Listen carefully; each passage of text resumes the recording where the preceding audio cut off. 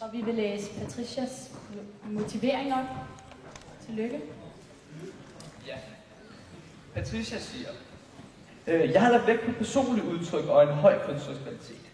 Alle de 3 nominerede film imponerede mig med deres tekniske kunde, og jeg synes, det var højt.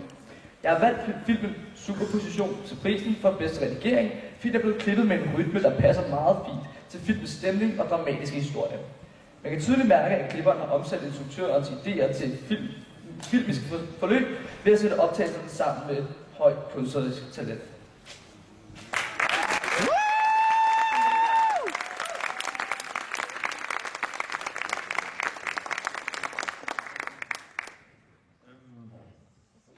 Tusind tak for prisen.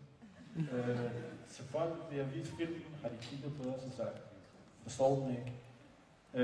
Min far lagde hånden på min skulder og sagde, det er nok det værste lort, jeg længe har set. Men fed og glad, tak for prisen.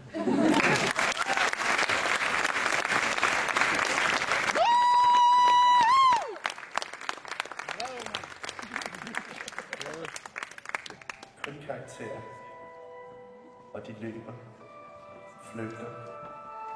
Han er forelsket i hende. Han omfavner hende, dræber hende.